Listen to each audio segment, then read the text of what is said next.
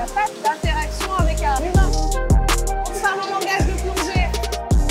Ok, j'ai senti que t'avais pas trop. On recommence. Donc là, Alice, le bout du tunnel. Exactement.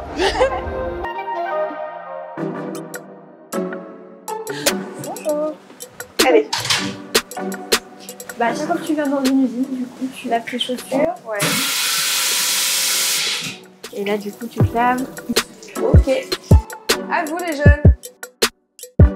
Bonjour Alice et bienvenue dans ce nouvel épisode de La Voie Lactée. Nous sommes à Laval, chez Lactalis, qui est le premier groupe laitier mondial. On est venu te rencontrer et découvrir ton métier. Est-ce que tu pourrais nous dire quel âge tu as et ce que tu fais ici? Donc j'ai 26 ans et je suis ingénieure en développement emballage, donc chez Lactalis, donc au sein du service recherche et développement emballage. On va revenir un petit peu sur ton parcours. Qu'est-ce que tu as fait comme études? Comment tu t'es retrouvée là?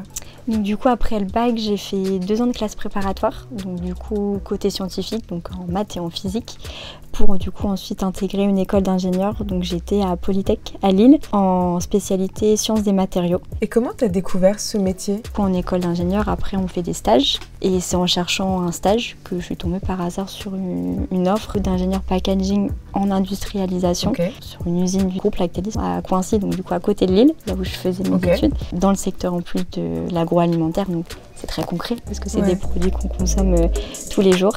Tu vas m'expliquer le déroulé de la ligne. On se parle en langage de plongée. Ouais. Ok. Alors en fait ici, donc on produit des yaourts à la grecque. Et la spécificité de cette ligne, c'est qu'on va produire nos pots de yaourt directement sur la ligne.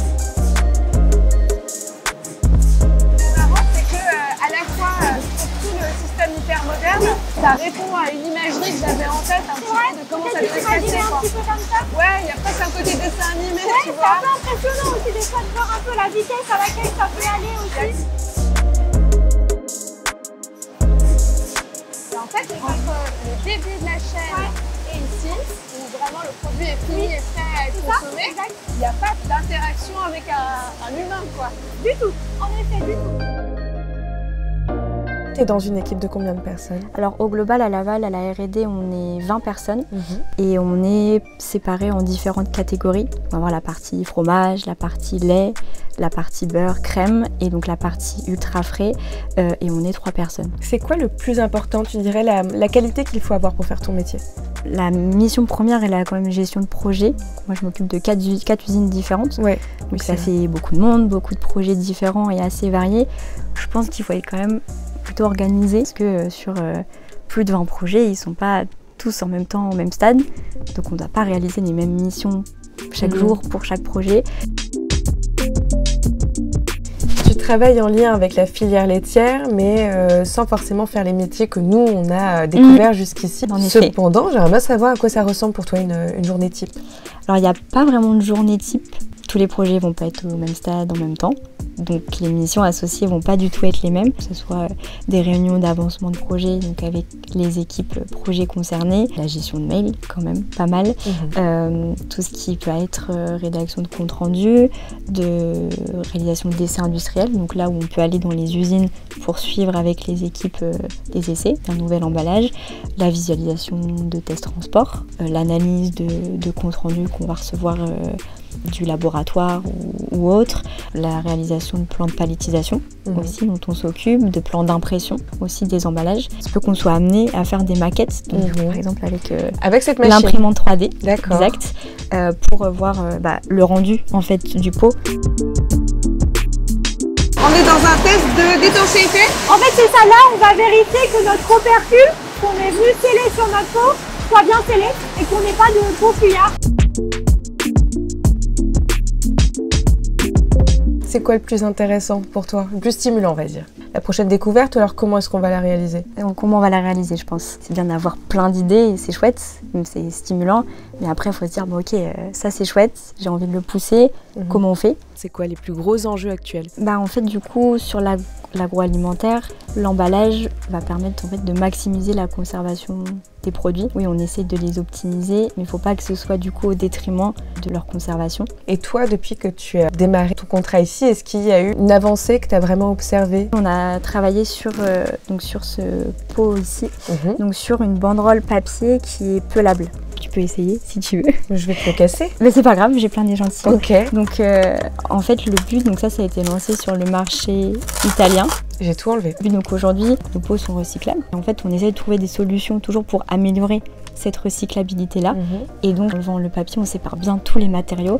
En temps normal, quand j'ai un fruit, il m'arrive de ranger des choses à l'intérieur. Ok, j'ai senti que t'aimais pas trop. On recommence. Je t'écoute. Tu viens de finir ton pot de yaourt. Absolument. Donc là, t'enlèves l'opercule complètement. Complètement. Tu le sépares bien. Là, en plus, on est sur un pot où il y a un tour carton. Tu peux te laisser faire. Ouais, d'accord. T'enlèves, en fait, il y a des pré-découpes. Bon, ça, c'est pas toujours le cas, mais c'est pas toujours le cas, mais sur celui-là, c'est possible. Donc tu l'enlèves. Donc là, tu as maintenant 3 éléments d'emballage différents. Ouais. Et tu mets séparément ces 3 emballages dans la poubelle jaune. Dans la même? Dedans. Voilà, parfait. Et donc en fait, on sépare les éléments d'emballage, comme c'est pas les mêmes matériaux, pour qu'ils se retrouvent en fait bien orientés dans leur filière de recyclage, bien comme il faut. Donc là, Alice, le bout du tunnel. Exactement. Après avoir passé 2 heures, 2 heures et demie dans les tunnels, les palettes sont refroidies et arrivent ici où il fait un peu plus froid, on est dans un grand frigo.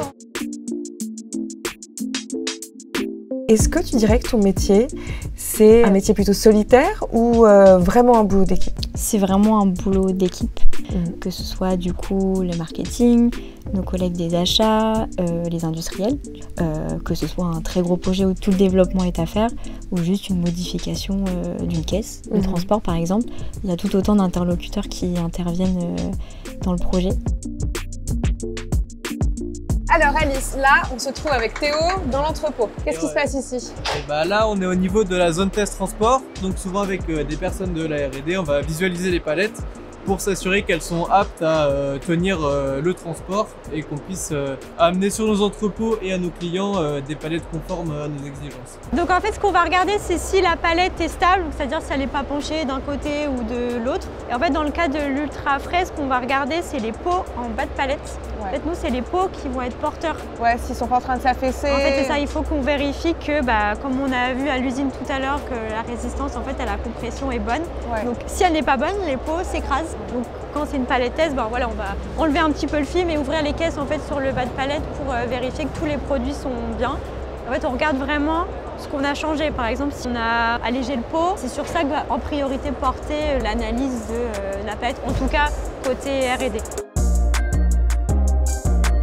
Si tu devais avoir un projet rêvé, un truc sur lequel tu aimerais trop travailler, qu'est-ce que ce serait? Je trouve que ça pourrait être intéressant de travailler sur une toute nouvelle ligne de conditionnement qui arrive dans une usine, du pot jusqu'à concevoir les packs de regroupement, les caisses, penser à la palettisation et tout faire en fonction. Donc c'est des gros projets, mais qui sont quand même assez intéressants. Parce que c'est ça aussi un petit peu le métier d'ingénieur à la R&D, c'est de s'assurer que tous les éléments d'emballage soient compatibles les uns avec les autres. Est-ce que tu dirais que pour toi c'est un métier d'avenir? Ouais, du coup côté développement emballage, oui, parce qu'on a du coup des réglementations qui continuent toujours d'évoluer et qui vont se mettre en place. On a notamment là au niveau de l'Europe la PPWR. Ça va être par exemple que les emballages soient recyclables par leur conception, l'incorporation de matières recyclées, enfin beaucoup de choses.